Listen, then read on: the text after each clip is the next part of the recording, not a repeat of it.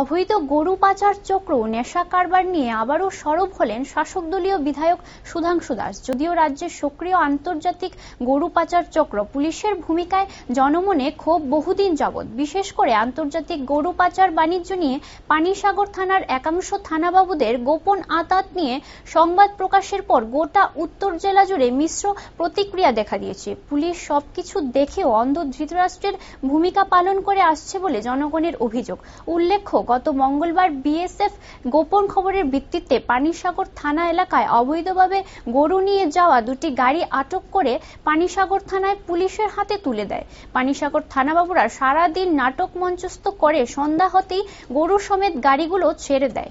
সূত্রের খবর, ফটিকরায়ের বোচমিয়ার একাংশ পেটুয়া কর্তাদের সাথে গোপনে সমঝোতা হয়ে যায়। তাতেই পুলিশ শাসন ব্যবস্থা নিয়ে প্রশ্ন উঠতে শুরু হয়। এদিনের সংবাদ মাধ্যমের মুখোমুখি হয়ে বিধায়ক সুধাংশু দাস গোটা বিষয়টি প্রশাসনকে গুরুত্ব সহকারে দেখার অভিমত ব্যক্ত করেন। পাশাপাশি পার্শ্ববর্তী রাজ্য আসামের ন্যায় গবাদি পশুর রক্ষার জন্য এই সংক্রান্ত আইন আনার ব্যাপারে অভিমত ব্যক্ত করেন। আমাদের দেশে এবং রাজ্যে ব্যাপকভাবে ক্যাটেল স্মাগলিং হয়, বিশেষ করে বর্ডার এলাকা দিয়ে আমাদের রাজ্যের গবাদি পশু এটা বাইরে বহিরাজ্যে নিয়ে যায়, বাংলাদেশ পাচার করা হয়, বিভিন্ন জায়গাতে নিয়ে যাওয়া হয়, অবৈধভাবে মানে স্মাগলিং করা হয়। এবং এই স্মাগলিং এর সাথে সাথে লক্ষ্য করা গেছে অনেক অবৈধ কাজও হয়। এর সাথে সাথে ড্রাগ মাফিয়ারা যুক্ত রয়েছে, বিভিন্ন ট্যাবলেট যারা বিক্রি করে, গাঁজা যারা বিজনেস করে, এরা অনেকভাবে অবৈধ বিজনেসম্যানরা এদের সাথে যুক্ত হচ্ছে।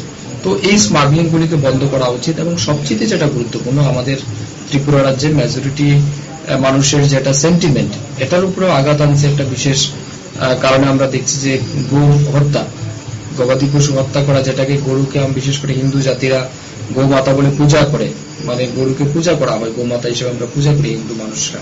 তো এটার উপর আঘাত আনা হচ্ছে, দেখা যাচ্ছে বিভিন্ন সময় বিভিন্ন হিন্দু বাড়ির আশপাশে বা মন্দিরের আশপাশে গরু কাটা হচ্ছে, প্রকাশ্যে বিফ কেনা বেচা হচ্ছে। এই জিনিসগুলিকে আমার মনে হয় বয়কট করা উচিত। এবং মানে নো ওয়ান শুড মানে হিট বা মানে কারোর ধর্মের উপর আঘাত করা, বা মেজরিটি মানুষের যেখানে সেন্টিমেন্ট আছে তার উপর আঘাত করা, এটা কোনোভাবেই উচিত না। আমি মনে করি এগুলিকে বন্ধ করা উচিত।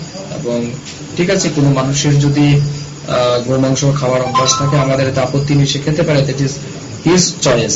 কিন্তু আমি মনে করি যে সরকার একটা সার্টিন কন্ডিশন দিয়ে এগুলি করুক, যাতে একটা মেজরিটি মানুষের সেন্টিমেন্টও আঘাত না আসে এবং তাদেরও যেটা ডিজায়ার রয়েছে বা তাদের যে ইন্টারেস্ট রয়েছে, চয়েস রয়েছে, সেটার উপরে যেন আঘাত না আসে। আসাম যেমন ইতিমধ্যে আপনারা লক্ষ্য করছেন, আসাম সরকারের মাননীয় মুখ্যমন্ত্রী ডক্টর হেমন্ত বিশ্ব শর্মাজি, উনি মুখ্যমন্ত্রীর দায়িত্ব পাওয়ার পরেই বিধানসভাতে এই বিষয়ে বিল এনে আইন পাশ করেছেন। এবং কিভাবে গরু কাটা যাবে, গো মাংস কিভাবে খাওয়া যাবে, এটার উপরে একটা সার্টিন কন্ডিশন দিয়েছেন। সিমিলারলি আমাদের রাজ্য হতে